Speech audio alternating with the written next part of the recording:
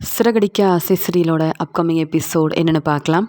முத்து மீனா கிட்ட பேசி எப்படியாவது புரிய வைக்கணும். மீனா இந்த வீட்டிலேயே தான் இருக்கணுமே தவிர்த்து அம்மா பேச்சை கேட்டு மனோஜும் அம்மாவும் இப்படிலாம் பேசுகிறாங்கன்னு என் மாமியார் வீட்டுக்கு கிளம்பி போயிடக்கூடாது அப்படின்றதுக்காக இங்கே மீனா கிட்ட ரொம்ப நேரம் உட்காந்து பேசி புரிய வைக்கும்போது மீனா சொல்கிறாங்க, நானும் பொறுமையாக தாங்க இருக்கேன். ஆனால் எனக்காக இல்லை, இங்கே அண்ணாமலை மாமா இந்த வீட்டில் இருக்காரு. நான் சமைச்சு கொடுத்தாதான் அவர் நல்லா சாப்பிடுவாரு, எப்பயும் போல் சந்தோஷமாக இருப்பார். ஆனால் அத்தை அண்ணாமலை மாமாவை கவனிக்கவே மாட்டாங்க. அதனால் உங்கள் எல்லாரையும் விட்டுட்டு என்னால் போகவும் முடியல. ஆனால் நான் இந்த வீட்டில் இருந்தால் அண்ணாமலை மாமாவுக்கு ஏதாவது ஆயிருமோன்ற ஒரு பயத்தோடு தான் இருக்க வேண்டியதாக இருக்குது. இருந்தாலும் நீங்கள் இவ்வளோ பேசியிருக்கீங்க, இவ்வளோ சொல்கிறீங்க, உங்கள் மேலே எனக்கு அக்கறை இருக்குது. அதனால் விஜயாத்தை என்ன பேசினாலும் நான் பொறுமையாகவே இருக்கேன், போதுமா அப்படின்னு சொல்கிறாங்க. நீங்கள் ரெஸ்ட் எடுங்க, எவ்வளோ நேரம் சவாரிக்கு போயிட்டு வந்திருக்கீங்க. இருந்தாலும் நான் என் அம்மா வீட்டுக்கு கிளம்பி போயிடக்கூடாதுன்னு என் மேலே உள்ள அக்கறையில் இவ்வளோ நேரம் பேசியிருக்கீங்க. பரவாயில்லைங்க, நான் இந்த வீட்டிலேயே இருக்கணும்னு நீங்களாவது நினைக்கிறீங்களே, எனக்கு அதுவே போதும் அப்படின்னு சொல்லிட்டு இங்கே முத்துக்கிட்ட ரெஸ்ட் எடுக்க சொல்கிறாங்க. முத்து சொல்கிறாரு, எப்படியோ நீ புரிஞ்சுக்கிட்டல, அதுவே போதும். என்னை விட்டுட்டு உங்கள் அம்மா வீட்டுக்கு போகணுன்னு மட்டும் நினைக்காத. என் அம்மா ஏதோ தெரியாமல் அங்கே வந்தவங்க பேசுகிற பேச்செல்லாம் கேட்டுக்கிட்டு என்னென்னவோ யோசிக்கிறாங்க. நீ இருந்தால் மட்டும்தான் இந்த வீட்டில் எல்லாமே நல்லபடியாக நடக்கும், நாங்கள் எல்லாரும் சந்தோஷமாக இருக்க முடியும். நீ பொறுப்பான மருமக மீனா அப்படின்னு மீனாவை முத்து பாராட்டி பேசிகிட்டு இருக்க. இது எல்லாத்தையும் ரூமுக்கு வெளியில் நின்று மனோஜ் கவனிக்கிறாரு. நான் இங்கே தனியாக கஷ்டப்படுறேன், எனக்குன்னு தங்குறதுக்கு ரூம் கூட இல்லை. ஆனால் முத்து எப்போ பார்த்தாலும் மீனா இந்த வீட்டில் இருக்கணும்னு நினைக்கிறான். மீனாவை இங்கேருந்து போக விடக்கூடாதுன்னு நினைக்கிறான். அதான் இவ்வளோ நேரம் இங்கே மீனா கிட்ட பேசி புரிய வச்சுருக்கான். ஆனால் எனக்கு தெரியும், மீனா இந்த வீட்டில் இருந்தால் அம்மா தான் சொன்னாங்கல்ல எனக்கு நல்லபடியாக கல்யாணம் நடக்காதுன்னு. அதனால் எப்படியாவது மீனாவை முதல்ல இங்கேருந்து அனுப்பணும். அம்மா கிட்ட இப்போவே போய் பேசணும், இதை பற்றி அம்மா கிட்ட இப்போவே சொல்லணும் அப்படின்னு நினைக்கிறாரு மனோஜ். இங்கே விஜயா அழுதுகிட்டே இருக்கிறத அண்ணாமலை கவனிக்கிறாரு. என்ன விஜயா, இது என்ன உனக்கு தேவையில்லாத வேலை? நீ ஏன் தேவையில்லாமல் அந்த அம்மாவை வர வச்ச? அவங்க பேசுகிறதெல்லாம் உண்மைன்னு நம்பி உட்காந்து அழுதுகிட்டே இருக்கேன்னு சொல்லும்போது எனக்காகவா நான் யோசிக்கிறேன். நீங்கள் சந்தோஷமாக இருக்கணும், நீங்கள் ரொம்ப நல்லா இருக்கணும். அது மட்டும் இல்லாமல் உங்களுக்கு எந்த பிரச்சனையும் வரக்கூடாதுன்றதுக்காக தான் நான் மீனா இந்த வீட்டில் இருக்கவே கூடாதுன்னு சொல்கிறேன். நான் அழுகிறத பார்க்குறீங்கல்ல, அப்போ நான் எதுக்காக அழுகிறேன்றதையும் நீங்கள் புரிஞ்சுக்கணும் இல்லைங்க. உங்களுக்காக மட்டும்தான் நான் யோசிக்கிறேன். பேசாமல் என் பேச்சை கேளுங்க. உங்கள் மருமக மீனா இந்த வீட்டில் இருக்கக்கூடாது.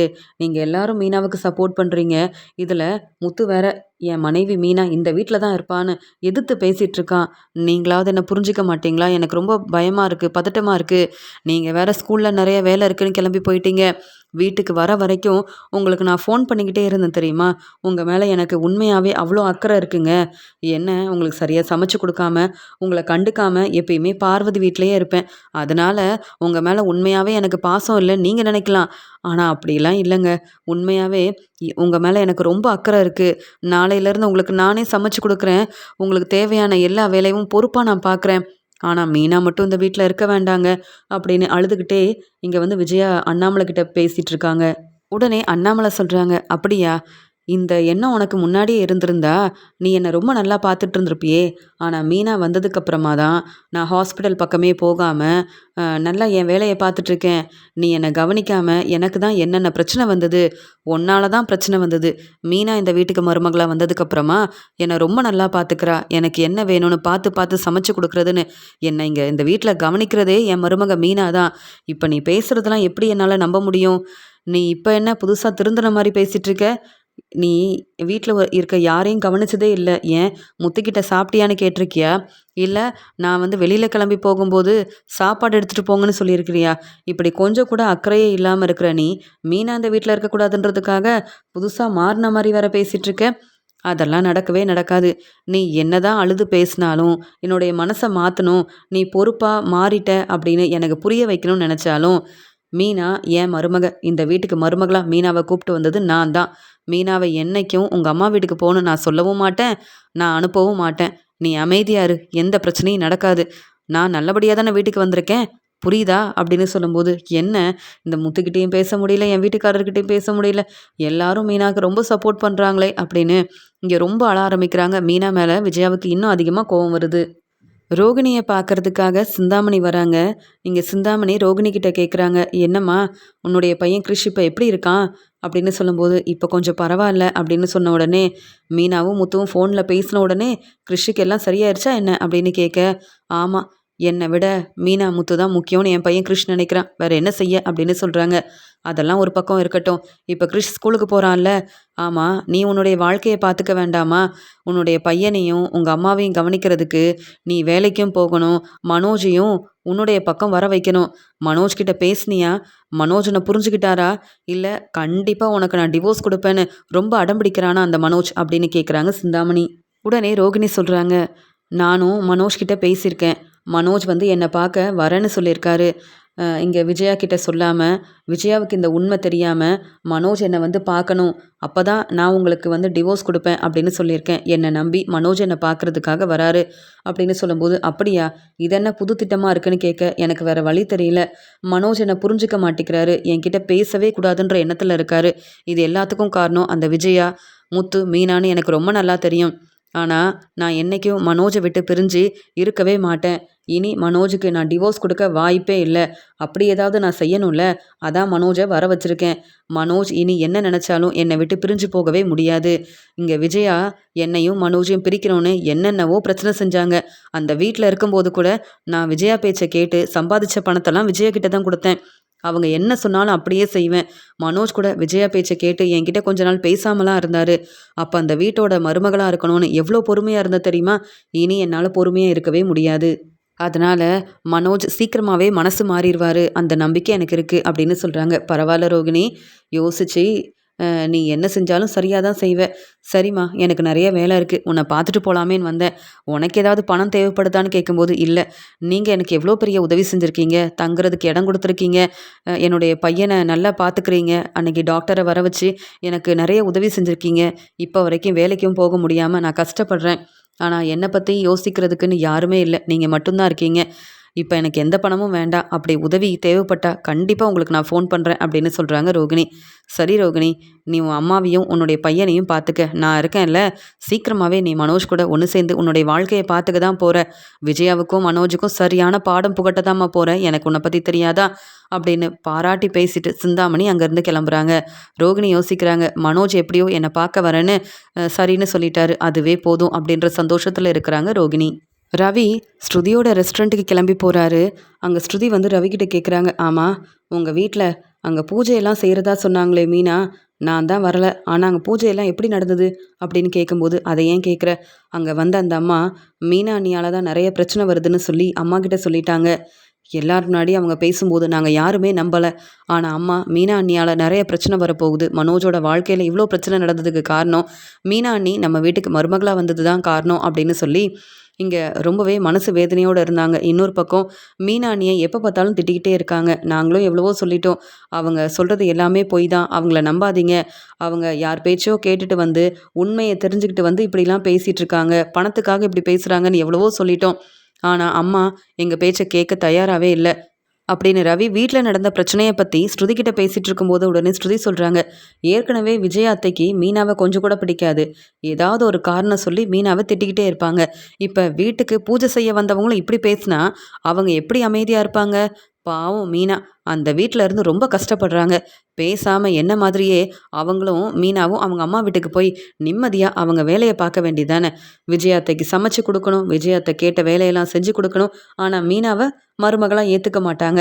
இப்படி ஏதாவது காரணம் சொல்லி பேசினா எப்படிதான் மீனாவால தாங்கிக்க முடியும்? நீங்க எல்லாரும் அங்க தானே இருக்கீங்க. மீனாவுக்காக சப்போர்ட் பண்ண மாட்டீங்களா? ஆமா, மீனா என்ன முடிவு எடுத்திருக்காங்கன்னு கேட்க, மீனா நீ ரொம்ப பாவம். அம்மாவுக்காகவும் மனோஜுக்காகவும் எவ்வளவோ சப்போர்ட் பண்ணியிருக்காங்க. என்னால் இந்த வீட்டில் எந்த பிரச்சனையும் வராதுன்னு எவ்வளவோ சொன்னாங்க. ஆனால் அம்மாவை பற்றி தான் உனக்கு தெரியுமே. யார் பேச்சையும் கேட்க மாட்டேங்கிறாங்க. எப்போ பார்த்தாலும் மீனா அண்ணியை ஏதாவது கேள்வி கேட்டு திட்டிக்கிட்டே இருக்காங்க. உன்னால தான் இந்த வீட்டில் பிரச்சனை வருது. உங்கள் அம்மா வீட்டுக்கு கிளம்பி போன்னு சொல்கிறாங்க. ஆனால் முத்துவால மீனா அண்ணி இப்போ வரைக்கும் நம்ம வீட்டில் இருக்காங்க. மீனா நீ எவ்வளோ பொறுப்பான மருமகன்னு எல்லாருக்கும் தெரியும். ஆனால் அம்மாவும் மனோஜும் மட்டும் மீனாவை புரிஞ்சிக்கவே மாட்டேங்கிறாங்க ஸ்ருதி அப்படின்னு சொல்லும்போது, அதை எப்படி புரிஞ்சுப்பாங்க? அவங்களுக்கு வேலை செய்ய மீனா தேவைப்படுறாங்க. அவங்க சொன்ன எல்லா வேலையும் சரியாக செஞ்சு முடிக்கிறதுக்கு மீனா தேவைப்படுறாங்க. ஆனால் மீனா வேலைக்கு போகக்கூடாது.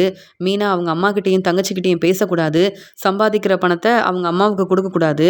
இப்படி விஜயாத்த பேச்செல்லாம் கேட்கணும். ஆனால் இப்படி ஒரு பிரச்சனைன்னு வந்தால் மீனா தான் காரணம்னு சொல்லுவாங்களா? நான் மட்டும் அப்போ அந்த வீட்டில் இருந்திருந்தேன்னா விஜயாத்தை இப்படி பேசும்போதே உங்கள் அம்மானு கூட பார்க்காம, ஏன் என் மாமியாருன்னு கூட பார்க்காம, மீனாவை எதுக்காக இப்படி பேசுகிறீங்கன்னு கேள்வி கேட்டிருப்பேன். இங்கே மனோஜும் தேவையில்லாமல் பேசியிருந்தா உங்கள் அண்ணன் மனோஜை பலார்னு வெளுத்து வாங்கியிருப்பேன். நீங்களா இருக்க எல்லாத்தையும் பார்த்துட்ருக்கீங்க அப்படின்னு சொல்கிறாங்க ஸ்ருதி. என்ன நீ இவ்வளோ கோவப்படுறேன்னு கேட்க, ஆமாம் மீனாவுக்குன்னு சப்போர்ட் பண்ண யாரும் இல்லைன்னா நான் தான் பேசியாகணும் அப்படின்னு சொல்கிறாங்க. அதெல்லாம் மீனா அண்ணி எங்கள் வீட்டில் தான் இருப்பாங்க. அவங்க அம்மா வீட்டுக்கு நாங்கள் அனுப்ப போகிறதில்ல. ஏன்னா முத்துவா இருக்கட்டும், என் அப்பான்னு எல்லாரும் மீனா அண்ணிக்கு ரொம்ப சப்போர்ட் பண்ணுறாங்க. ஆனா உன்ன மாதிரி நாங்க கோவப்பட முடியாது. எல்லாரும் ஒத்துமையா இருக்க வேண்டாமா? இப்படி தேவையில்லாம பிரச்சனை செய்யவும் முடியாது அப்படின்னு சொல்லும்போது, நான் மீனா கிட்ட பேசிக்கிறேன். பாவம் மீனா என்ன மாதிரி எதிர்த்து பேசவும் மாட்டாங்க. பதில் பேசாம விஜயாத்த பேசுற பேச்சுக்கெல்லாம் ரொம்ப அமைதியா இருக்கிறதுனால தான் விஜயாத்த மீனா அந்த வீட்ல இருக்கக்கூடாதுன்னு பிரச்சனை செய்றாங்க. அப்படி மனோஜோட வாழ்க்கைக்கு பிரச்சனை செஞ்சதுக்கு காரணம் ரோகிணி தானே. அப்ப கேள்வி கேட்கணும்னா ரோகிணிய தான் கேள்வி கேட்கணும். மீனா என்ன தப்பு பண்ணாங்க? மனோஜுக்கு சீக்கிரமா கல்யாணம் பண்ணி வைக்கணும்னு விஜயாத்த நினைச்சா, இங்க முதல்ல ரோகிணிக்கு டிவோர்ஸ் குடுக்கணும். இப்படி ஒரு பிரச்சனை இருக்கும்போது, பாவம் மீனா இந்த குடும்பத்துக்காக எவ்வளோ கஷ்டப்பட்டு வேலை செய்றாங்க. அவங்கள கொஞ்சம் கூட புரிஞ்சுக்காம விஜயாத்த எதுக்காக தான் இப்படி செய்றாங்கன்னு தெரிய மாட்டேங்குது. நான் மீனா கிட்ட பேசினா தான் சரிப்பட்டு வரும். என்ன ஆனாலும் பரவால்ல. மீனா விஜயாத்த வீட்ல இருக்கணும். அப்பதான் முத்துவும் சந்தோஷமா இருப்பாரு. குடும்பத்தையும் நல்லா பார்த்துப்பாங்க. நானே என் அம்மா வீட்ல வந்ததே தப்புன்னு நான் நினைக்கிறேன். இதில மீனாவ வேற அங்கேருந்து அனுப்பணும்னு விஜயாத்த நினைக்கிறாங்களா? அப்படின்னு விஜயா மனோஜ் மேல ரொம்பவே கோவமா இருக்கிறாங்க ஸ்ருதி. அதே மாதிரி மீனாவுக்கு கண்டிப்பா சப்போர்ட் பண்ணி பேசணும் அப்படின்னு யோசிக்கிறாங்க ஸ்ருதி. மீனா எப்பயும் போல பூக்கடைக்கு கிளம்புறாங்க. தன்னுடைய வேலைய செய்ய கிளம்புறாங்க. அங்க வந்த விஜயா, "என்ன உங்க அம்மா வீட்டுக்கு கிளம்பிட்டியா?" அப்படின்னு கேட்குறாங்க. "அத்தை, எதுக்கு நான் என் அம்மா வீட்டுக்கு போகணும்? நான் என்ன தப்பு பண்ணேன்? என்னால அந்த வீட்ல என்ன பிரச்சனை வந்ததுன்னு?" கேட்கும்போது, "என்ன பிரச்சனை வரல. இன்னும் நெறைய பிரச்சனை வரணும்னு எதிர்பார்க்குறியா? ஏன் நாங்க எல்லாரும் சந்தோஷமா, நிம்மதியா இருக்கக்கூடாதுன்னு நினைக்கிறியா? உன்னால தான் மனோஜோட வாழ்க்கையில இப்படி ஒவ்வொரு பிரச்சனையா வந்துகிட்டே இருக்கு.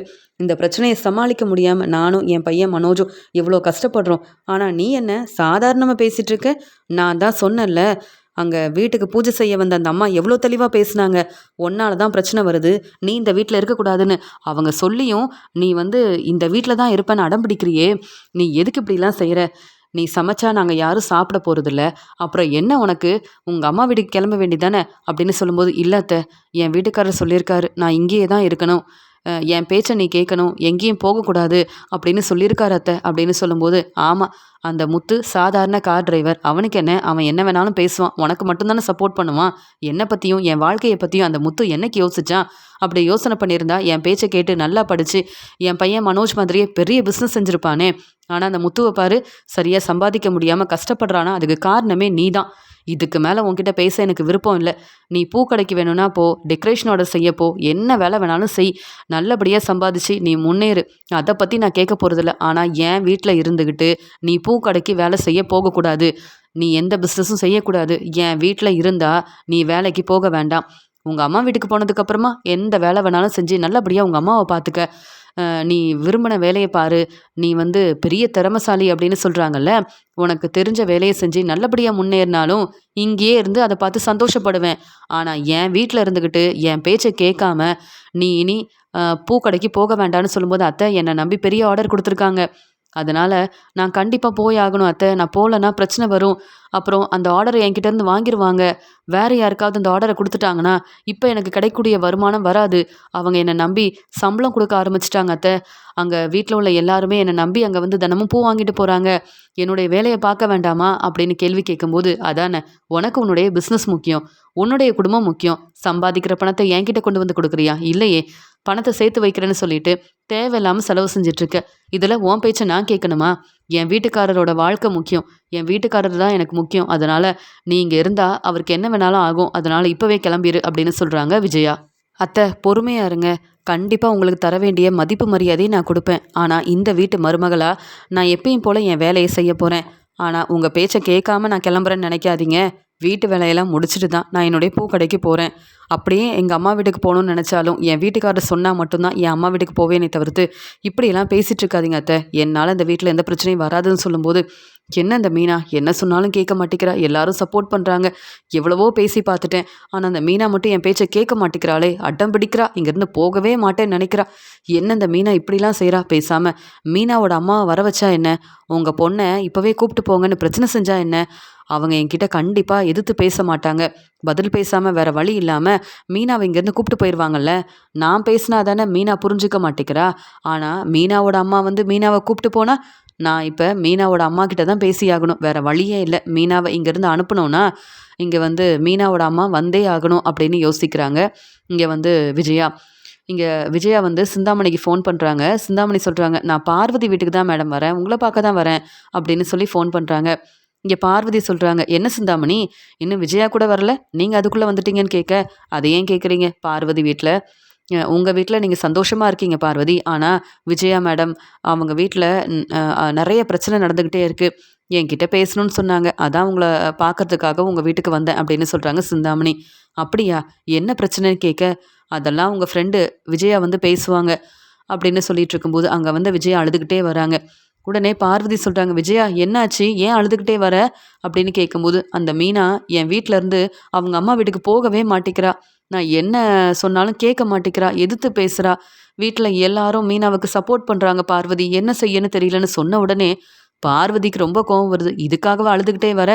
மீனா எப்படி உங்கள் வீட்டிலேருந்து போக முடியும்? மீனா உங்கள் வீட்டு மருமக, மீனாவுக்கு எல்லா உரிமையும் இருக்குது.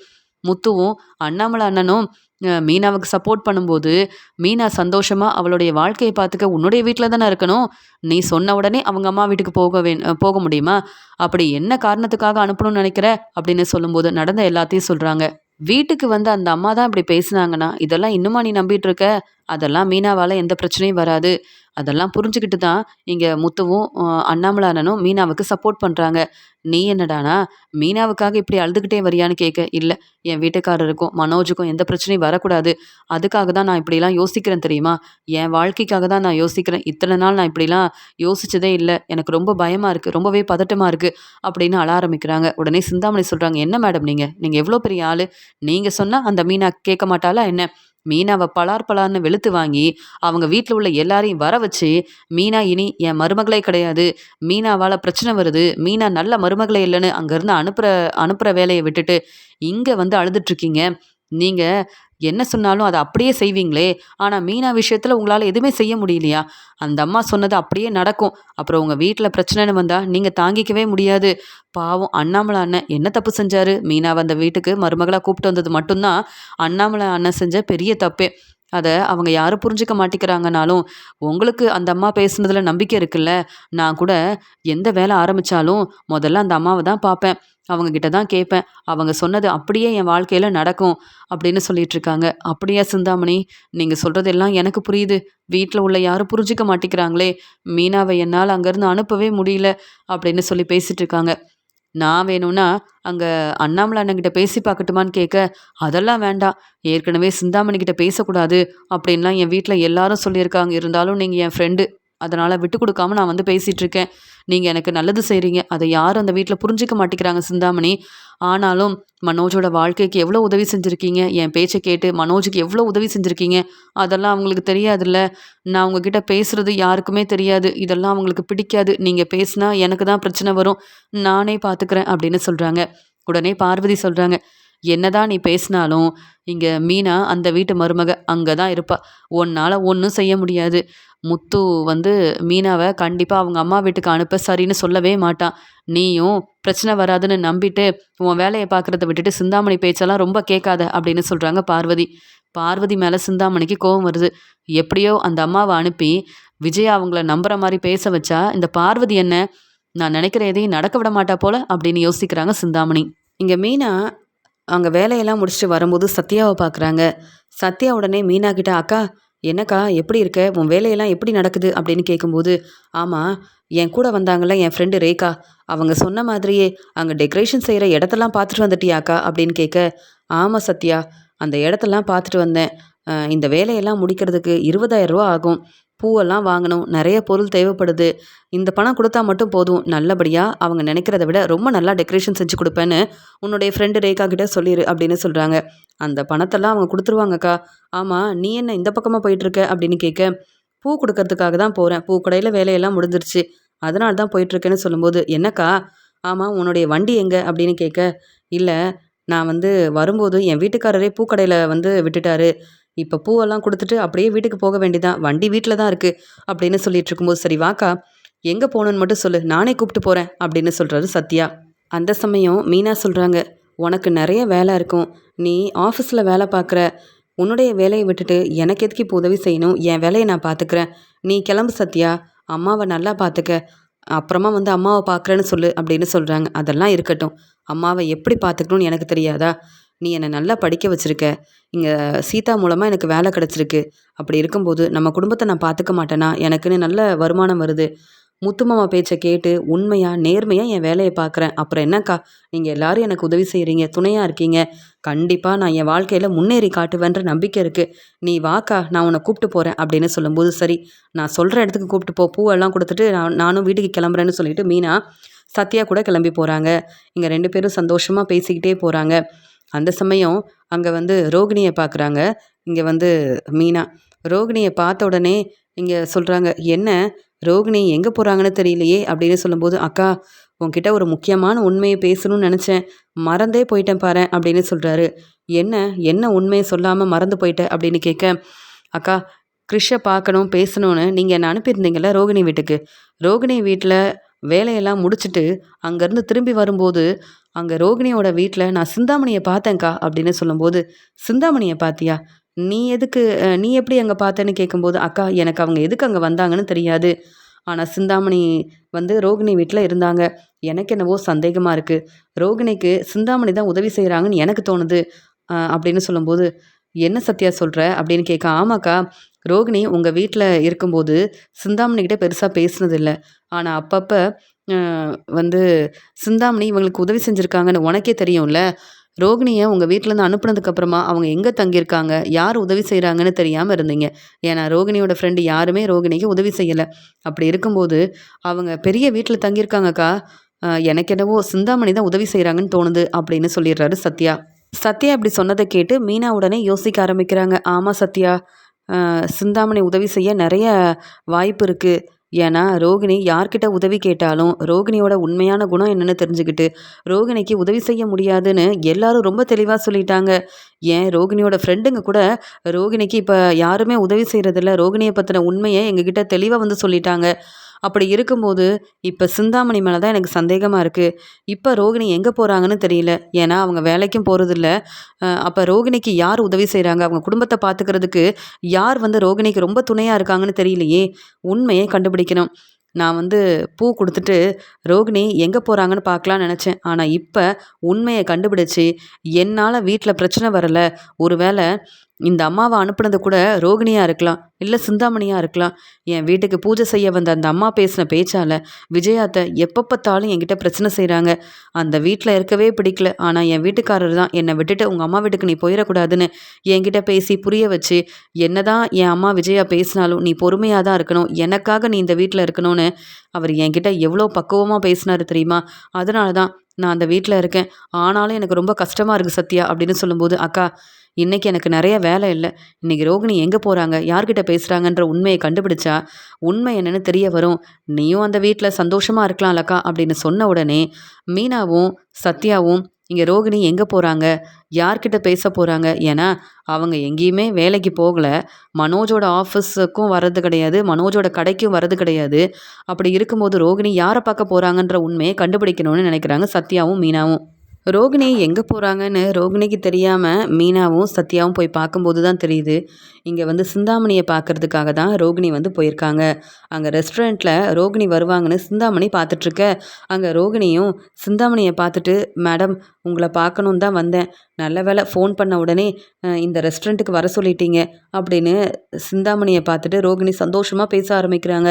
அப்பதான் இங்க வந்து மீனாவுக்கு புரிய வருது, என் தம்பி சத்யா சொன்னது உண்மைதான். அப்ப ரோகிணிக்கு யாருக்கும் தெரியாம உதவி செய்றது இந்த சிந்தாமணி தான். சிந்தாமணி பேச்ச கேட்டு தான் ரோகிணி ஒவ்வொன்னையும் செஞ்சுட்ருக்காங்க.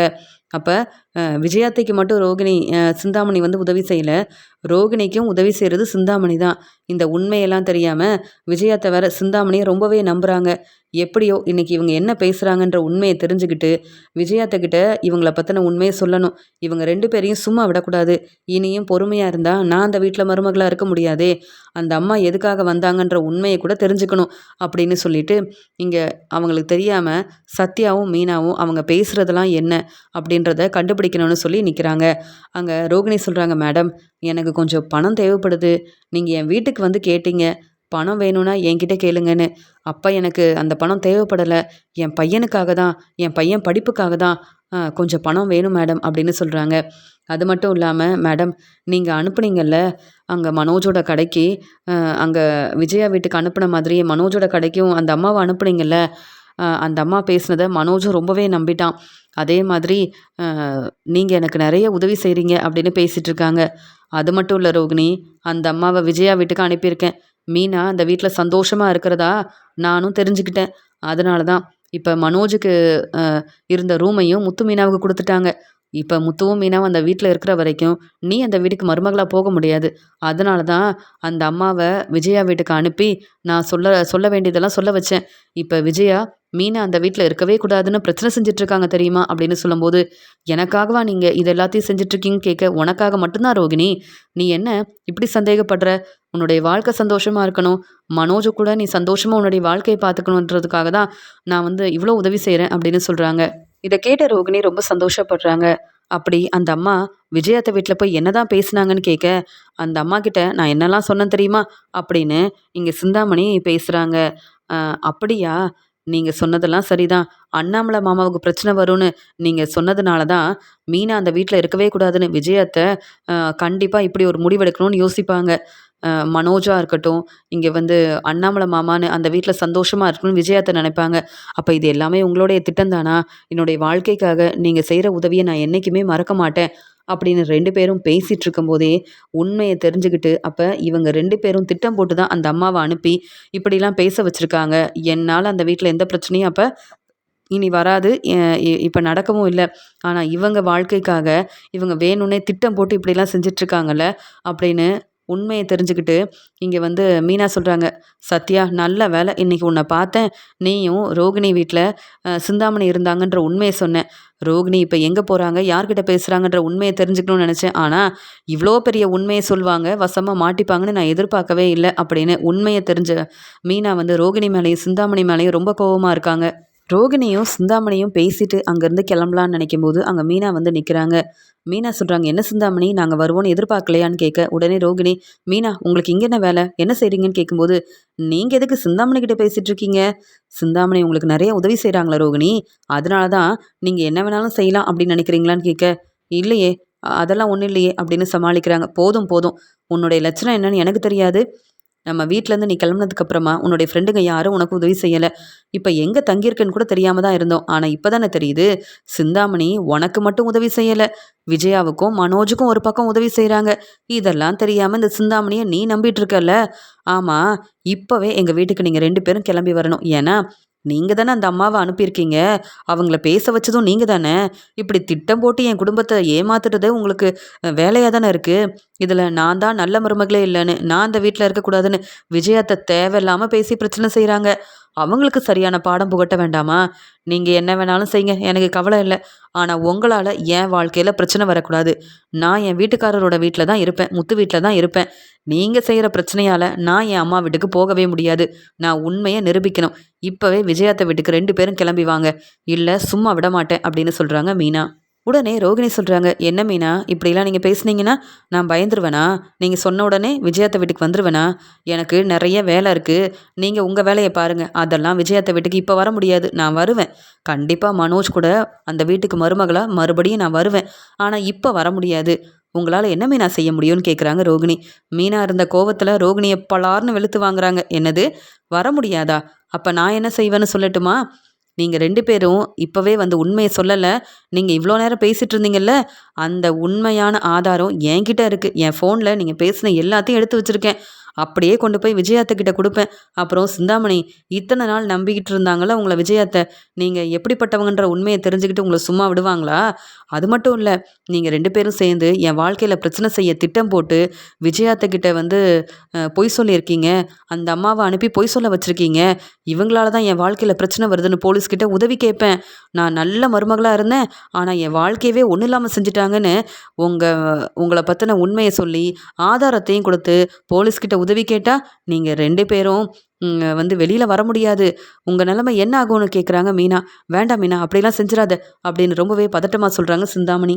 உடனே சத்யா சொல்கிறாரு, பாத்தியாக்கா, நம்மக்கிட்ட இந்த ஆதாரம் இருந்த உடனே இப்படி பேசுகிறாங்க சிந்தாமணி. இவங்களெல்லாம் நம்பவே கூடாது. என்ன சிந்தாமணி, நீங்கள் இப்போவே என் மாமியார்கிட்ட வந்து உண்மையை சொல்வீங்களா இல்லையான்னு கேட்க, இப்போ என்ன உண்மையை சொல்லணும் அவ்வளவுதானே, அதுக்காக போலீஸ்கிட்ட என்னை மாட்டி விட்டுறாத.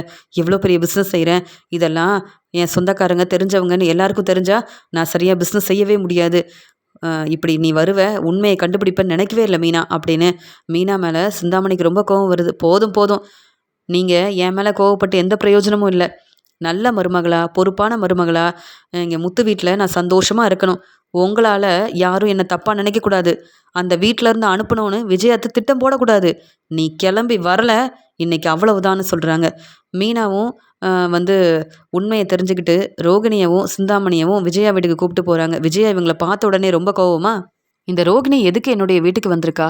ரோகிணி மனோஜ்கிட்ட பேசக்கூடாது. ரோகிணிக்கும் மனோஜ்க்கும் டிவோர்ஸ் கிடைக்கணும்னு நான் நினைக்கிறேன். இந்த மீனா தேவையில்லாத வேலையை செய்கிறாளே அப்படின்னு ரொம்ப சத்தமாக பேச வீட்டில் உள்ள எல்லாரும் அங்கே வந்து நிற்கிறாங்க. உடனே முத்துவும், மீனா எதுக்கு இவங்களெல்லாம் கூப்பிட்டு வந்திருக்க? இந்த பார்லர்லாமா அந்த வீட்டு பக்கமே வரக்கூடாதுன்னு எல்லாரும் சொல்லியிருக்காங்கல்ல, என்ன மீனா என்னாச்சுன்னு கேட்க, இல்லைங்க, வீட்டுக்கு பூஜை செய்ய ஒரு அம்மா வந்தாங்கல்ல, அவங்க நான் இந்த வீட்டில் இருக்கக்கூடாதுன்னு பேசினாங்கல்ல, அதுக்கெல்லாம் என்ன காரணன்ற உண்மையை கண்டுபிடிச்சிட்டேங்க. இவங்க 2 பேரும் தாங்க சேர்ந்து திட்டம் போட்டு அந்த அம்மாவை நம்ம வீட்டுக்கு அனுப்பி இப்படி ஒரு பிரச்சனை செஞ்சுருக்காங்க. இன்னைக்கு இவங்க 2 பேரும் பேசிகிட்டு இருந்ததை நானும் சத்யாவும் கேட்டோம்.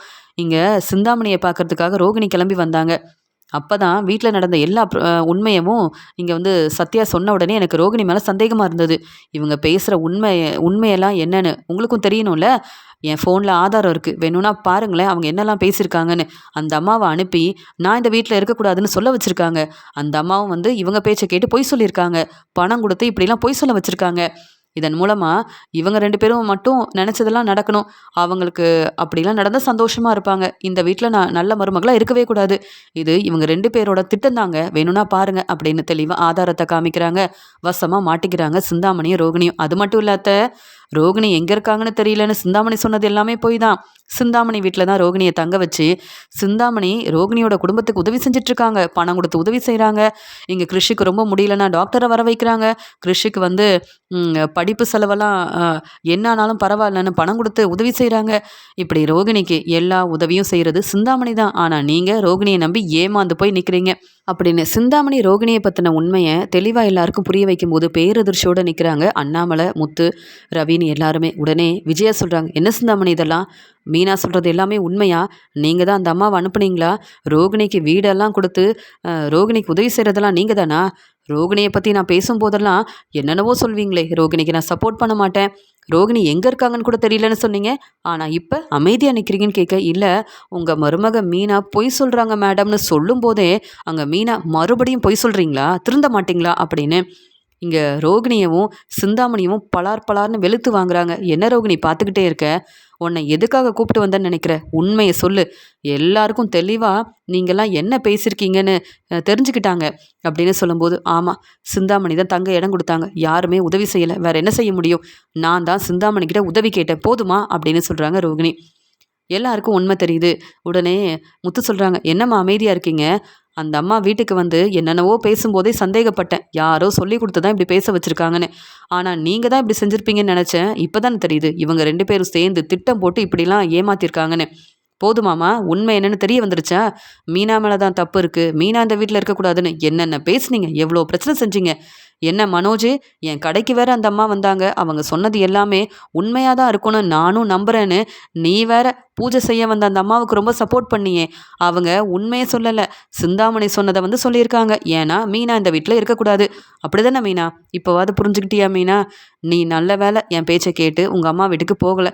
இப்போ உண்மையை நீயே கண்டுபிடிச்சிட்ட. இவங்கள பற்றின உண்மையை தெளிவாக எல்லார்கிட்டயும் சொல்லிட்டேன், அதுவே போதும் அப்படின்னு சொல்லும்போது சிந்தாமணியும் இங்கே ரோகிணி வசமாக மாட்டிக்கிட்டதால பதில் பேச முடியாமல் மன்னிப்பு கேட்குறாங்க விஜயா கிட்ட. உடனே இங்கே விஜயா சொல்கிறாங்க, நீங்கள் மன்னிப்பு கேட்டால் எல்லாம் சரியாயிருமா? இந்த ரோகிணிக்கு நீங்கள் தான் சிந்தாமணி நிறைய உதவி செஞ்சுருக்கீங்க. ஆனால் ஒன்றுமே தெரியாத மாதிரி என்கிட்ட என்னென்ன பேசுனீங்க, உங்களை நம்பி நான் ஏமாந்து போய் நிற்கிறேன். சிந்தாமணி இப்படிலாம் நீங்கள் செய்வீங்கன்னு நான் எதிர்பார்க்கவே இல்லைன்னு சிந்தாமணியை கேள்வி கேட்டு வெளுத்து வாங்குறாங்க விஜயா. உடனே வேற வழி இல்லாமல் இந்த பிரச்சனையை சமாளிக்கிறதுக்காக மீனா கிட்ட வேற தெளிவாக ஆதாரம் இருக்குது. அதனால் மீனாவால் எனக்கு மறுபடியும் எந்த பிரச்சனையும் வரக்கூடாதுன்னா மீனா கிட்ட மன்னிப்பு கேட்டுட்டு இங்கேருந்து கிளம்புறது தான் நல்ல வழியாக இருக்கும் அப்படின்னு சொல்லிட்டு, மீனா என்னை மன்னிச்சிரு, நான் தான் அந்த அம்மாவை அனுப்புனேன், நீ இந்த வீட்டில் இருக்கிறது பிடிக்காம தான் இப்படியெல்லாம் செய்ய சொன்னேன். இனி அப்படிலாம் என்னால் உனக்கு எந்த பிரச்சனையும் வராது மேடம். நான் ஏதோ தெரியாமல் பண்ணிட்டேன் மேடம், நீங்கள் கோவப்படாதீங்க. மீனா இந்த வீட்டில் இருக்க வேண்டாம்னு நீங்களும் சொன்னீங்கல்ல, உங்களுக்கு உதவி செய்ய தான் இப்படி செஞ்சேன். ஆனால் எல்லா தப்பும் என் மேலே தான் இருக்குது. நான் அந்த அம்மாவை அனுப்பியிருக்கக்கூடாது, அப்படி பேச வச்சிருக்கக்கூடாது. எல்லாரும் என்னை மன்னிச்சிருங்க அப்படின்னு வீட்டில் உள்ள எல்லாரும் முன்னாடியும் இங்கே சிந்தாமணி மீனா கிட்ட மன்னிப்பு கேட்குறாங்க. மீனா உண்மையை நிரூபிச்சதால தலகுனிஞ்சு நிற்கிறாங்க விஜயா. அதான் உண்மை என்னன்னு எல்லாருக்கும் தெரிய வந்துருச்சுல. மீனா இனி இந்த வீட்டில் தான் இருப்பா. பிரச்சனைக்கு காரணமே சிந்தாமணியும் ரோகிணியும் தான் அப்படின்ற உண்மையை நிரூபிச்ச மீனாவை நினச்சி ரொம்பவே சந்தோஷப்படுறாரு முத்து.